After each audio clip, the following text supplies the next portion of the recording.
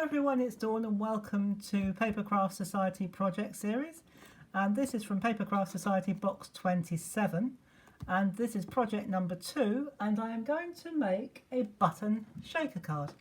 I'm just going to pop the box to one side and just bring in a couple of the elements that I've used. So I have used, to make the shaker element, I've used this die here.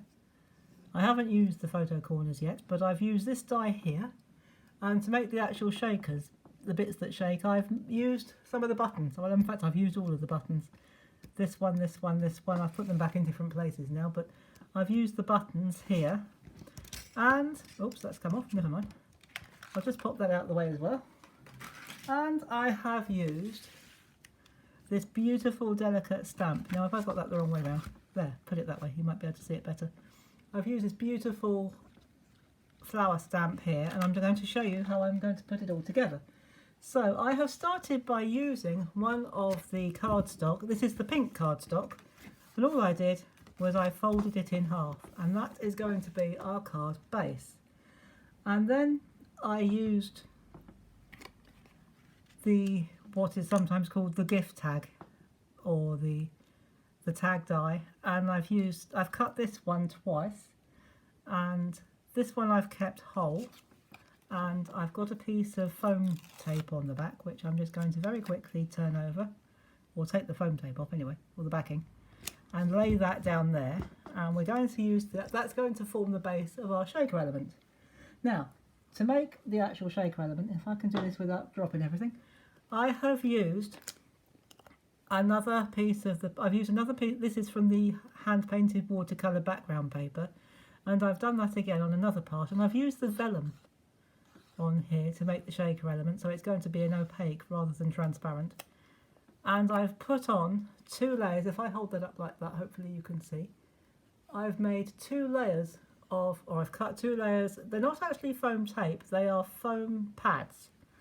And so what I'm going to do, before I put that on, because that would be silly, I'm going to put the buttons, or it would be today's mistake if I'd have done this the wrong way around.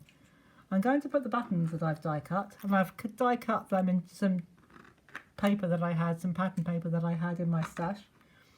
And by sheer coincidence, it was from a pad called Watercolour Images, so that was very handy. I didn't know that that was going to coordinate like that, but it did, and it's gorgeous. So I'm going to put those like that in the middle.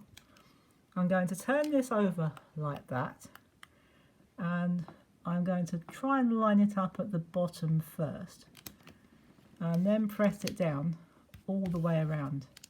Now, if you can see some of these pieces, you can do one of 2 things. You can either just use your fingers to smooth it off, or if it really is a nuisance, you can cut it off, but it's probably best not to do that unless you have to. So I'm not too bothered about a little bit showing, but that will be fine. And you can see the buttons through there, and they do move a little bit. They don't move a lot, but give it a good bang and it'll shake up and down like that. So we can leave that like that for now and get on with the next bit. Now, I have used that beautiful delicate flower die, and I'm going to, well, first of all, I'll just pop it on. Again, I've got foam tape on the back, which I'm just going to take off, and I'm going to put that as close as I can to our shaker element. But before I go any further, what I'm going to do, I've stamped this again because what I wanted to do is show you how we use these gorgeous paints and our water brush. So what we do, I've already got some water in there, at least I hope I've remembered to put some water in there. And the easiest way of doing it, or the most effective way of doing it anyway, is to paint on some water first. So I'm going to just do this leaf, or this petal. I probably won't do it all now, but just to show you. And I want to mix the colours, so I'm going to take a bit of the crimson, like that. In fact, you can hold that flat and use the other bit as a bit of a palette if you want to. So I'm going to put that flat, and I'm going to take a bit of the blue, which is there, and I'm going to mix that in like that, and then while hopefully it's still wet, we just paint it in like that. And we just very carefully. This takes a while, and if you're not used to watercolour, it does take a bit of practice. But if you don't want to use the watercolours, you can use your alcohol pens to do this if you prefer to do it a slightly quicker way. And for this bit here, I'm just going to take some neat crimson on its own and drop it in and let it blend even before the other one's dry, so it merges in. So we're just going to encourage that to spread out just a little bit. That's great. That's the effect that we want. We don't want harsh lines. There are no harsh lines in nature. So we just want that to blend out. And I'm just going to leave that. I'm not going to do the whole lot now because this does take quite a while. But what I'm going to do is just show you quickly how we did the leaf and the stem. So again, we'll just apply some water directly from the brush. Then we're going to pick up this foliage green with our brush and paint it in just like that. So you do that, we'll just pick up a little bit more green, I think. And that's how you use your watercolour pad, or your watercolour little, I suppose it is a pad, and your brush pen. So there we go. And I'm going to pop that to one side and bring our card, our greeting card, back in.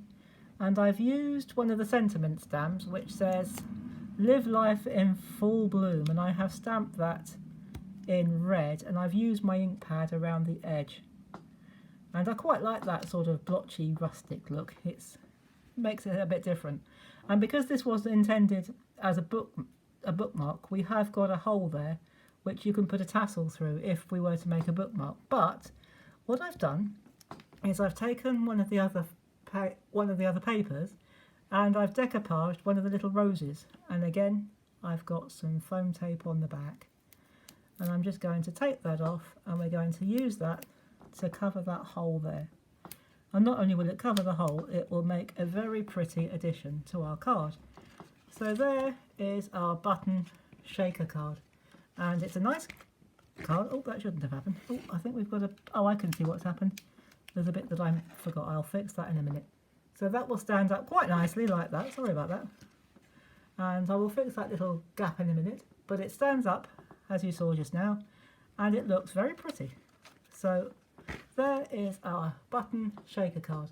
So I hope you've enjoyed that and found it useful. Now there'll be no video tomorrow. I need a day to reorganise my schedule.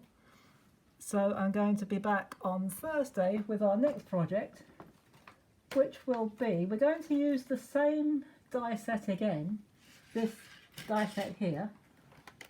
Let's just pop that out of the way for a minute. We're going to use this same die set again, this tag die here, but the next time we're going to use it to make a mini album. So I hope you can join me for that, and that will be on Thursday. So until then, have fun. I hope you enjoy this. Stay safe everybody, and happy crafting. Bye bye for now.